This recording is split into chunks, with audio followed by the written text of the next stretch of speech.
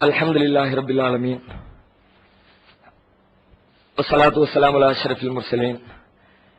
அன்பிற்குரிய சகோதர சகோதரிகளே, நாம் சுட்டிக்காட்டிய அடிப்படையில் கடந்த சில நாட்களாக நமக்கு மத்தியிலே பரவிக் கொண்டிருக்கிற ஒரு பெரிய தவறான குழப்பமான ஒரு செய்தி,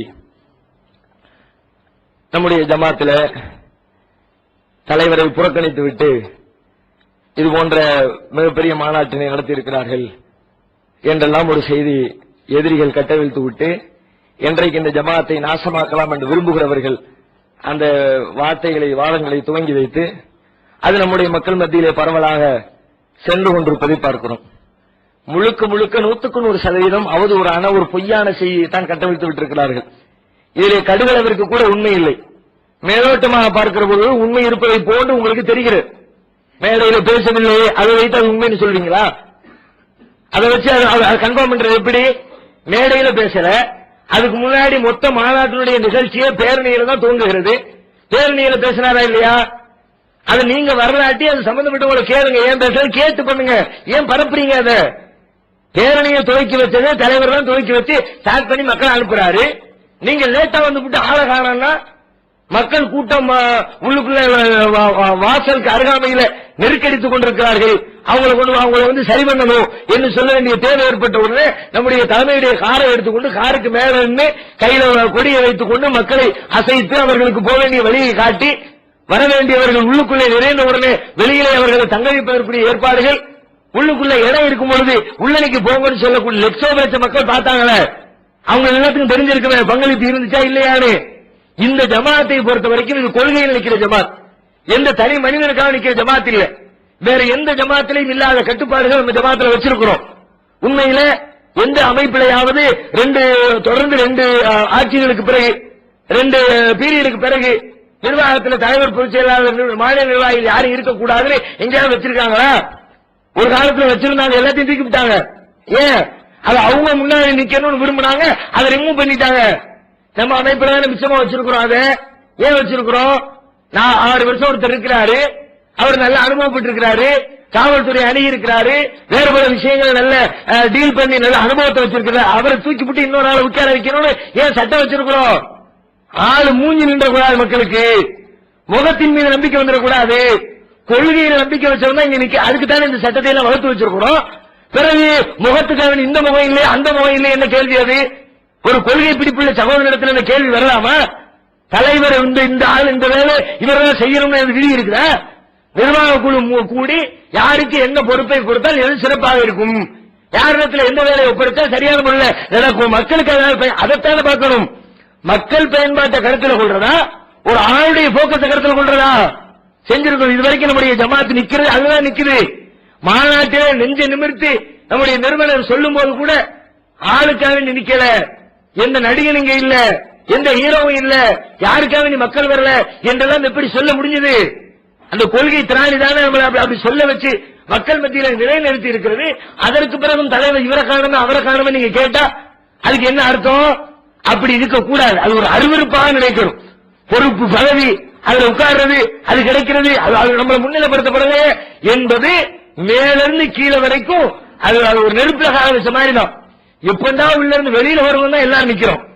எப்பண்டா அதுல இருந்து ரிலீஃப் ஆகி மற்றவரை கொண்டு உட்கார வச்சு நம்ம பின்னாடி இருந்து வேலை பார்ப்போம். எல்லாரும் வேலை பார்க்காம ஓடுறதுக்கு வெளியே வரல. இந்த ஜமாத்தை விட்டு ஓடுறதுக்கா வெளியே வருது? இந்த ஜமாத்தை விட்டு யாரு ஓடுவா? அபூ சுஃபியான் ஹிர்கலுக்கு நடந்த அந்த நிகழ்ச்சியில ஜமாத்தை விட்டு இந்த இஸ்லாமிய ஏகத்துவ கொள்கை கோட்பாட்டை விட்டு ஓடக்கூடியவங்களை பத்தி அவர் கேள்வி கேட்கிறார். ஹிர்கல் கேட்கிறார், பகல் ஏற்கத்த அகதும் மின்ஹும் சக்தத்தல் தீனி, இந்த ஜமாத்துல முகமது கொண்டு வந்திருக்கிற மார்க்கத்துல அவருடைய அமைப்புல உள்ளுக்குள்ள போன யாரேனும் அதை வெறுத்து விட்டு வெளியில சென்றிருக்கிறார்களா? அபூ சுஃபியான் சொல்றார், இல்ல, வெறுத்துட்டு யாரும் இதை விட்டு வெளியே போக மாட்டாங்க, போக முடியாது. போவாங்க சில பேர், அதோட போதே இல்லைன்னு சொல்லல, போவாங்க. மார்க்கத்தை வெறுத்து கொள்கையை வெறுத்து சட்டங்களை வெறுத்து போக மாட்டாங்க. இங்க இருந்தா நம்ம காசுக்கு வெறுப்பு, காசு வருமானம் வரமாட்டேங்குது அதை வெறுத்து போவாங்க.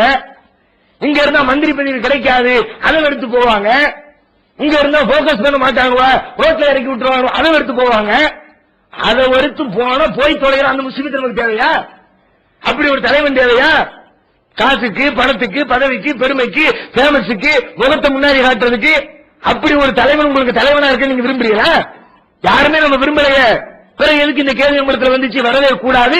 இன்று மாத்திரமல்ல, என்றென்றைக்கும் அல்லாஹ் ரப்பல் ஆலமீன் மனிதர்களுக்காக இல்லாமல் கொள்கைக்காக நின்று கொள்கை பிடிப்புள்ளவர்களை மாத்திரம் இதிலே ஸ்திரப்படுத்தி வைத்து மற்றவர்கள் எல்லாம் அல்லாஹ் இருந்து கழிச்சுக்கிட்டே இருக்கணும் விரும்புங்க. அப்பப்ப எல்லாம் சுத்தி வச்சுக்கிட்டே இருக்கணும், ஒன்னும் குறைஞ்சு போயிடாது. அது ஒரு கூடையில தக்காளி இருக்குதா, அழுவுன தக்காளி இருந்தா தக்காளி தூக்கி போட்டுதான் ஆகணும். ஆக என்னைக்கு குறைஞ்சு போச்ச? 100 தக்காளி, ஒரு தக்காளி போயிடுச்ச, 99 ஆயிடுச்சா? வெயிட் குறைஞ்சிருச்சா நினைப்பீங்களா? எடை குறைஞ்சிருச்சா நினைப்பீங்களா? அந்த ஒன்னத்துக்கு போட போய்தான் 99 தப்பிச்சிச்சு. அதைய வச்சுக்கிட்டு அது இன்னும் 2 காலி பண்ணும். இன்னும் 4 நாள் கழிச்சு எடை போட்டு பார்த்தா 99 95 வந்துடும், 90 வந்துடும். பல நன்மைகளை இழக்க வேண்டியது வரும். அதனால தீயவைகள் ஒளியட்டும், நன்மைகள் நிலைக்கட்டும். எந்த தனி மனிதனுக்காக வேண்டி ஜமாத் இல்லாமல் கடைசி வரைக்கும் கொள்கைக்காக மாத்திரமே நின்று நிலைக்கிற ஜமாத்தாக மாற வேண்டும். அதற்காக நீங்கள் அல்லாஹ்விடத்திலே பிரார்த்தனை செய்ய வேண்டும் என்பதை உங்கள் மத்தியிலே சொல்லிக் கொள்வேன். அதோடு சேர்த்து இன்னொன்னு சொல்றாங்க. அந்த சரி அதாவது பரவாயில்ல, அதை தாண்டி அங்க போனாங்களே எல்லாரும் ஏன் போகல? ஏன் போகணும்னு என்ன கட்டாயம் போகல கேக்குறேன். தலைவர் தான் போகணும்னு என்ன கட்டாயம் போகல? காரியம் ஆகுச்சான்னு பாப்பீங்களா, தலைவர் போனாரான்னு பாப்பீங்களா? யாரு போனா என்ன காரியம் தானே ஆகும் நமக்கு? அல்லாஹ்வுடைய காரியம் ஆகிருக்குது. வேற யார் போனாலும் யார் போகாட்டி என்ன? அது மட்டும் இல்ல, அன்றைக்கு அந்த முடிவு எடுக்கிறவர்கள் கூட முழுமையாக என்னிடத்துல கேட்டு என்னிடத்துல கருத்து பதிவு செய்யப்பட்டு நான் அன்னைக்கு திருச்சி போயிட்டேன். உடனே போக கூடாதுன்னு இல்ல, யாரும் புறக்கணிக்கவும் இல்ல. அன்றைக்கு அங்கிருந்து வர முடியாத ஒரு சூழ்நிலை ஏற்பட்டதுனால லோக்கல்ல இருக்கிறவங்க போக, நம்ம ஜமாத்துல அது கிடையாது. யாருக்கு எந்த உறுத்தலும் இல்லாமல் மற்றவர்களை அனுப்பி வைத்து அந்த காரியத்தை முடிச்சுட்டு வர சொன்னோம். சம்பந்தப்பட்ட என்ன இடத்துல நீங்க கேட்டிருக்கணும், அது மாநில நிர்வாகத்திடத்துல கேட்டிருக்கணும். இதுல எது உண்மை எது தப்பு, என்ன புறக்கணிச்சாங்க அப்படின்னு நான் சொல்லாம உங்களுக்கு எப்படி தெரிஞ்சிச்சு?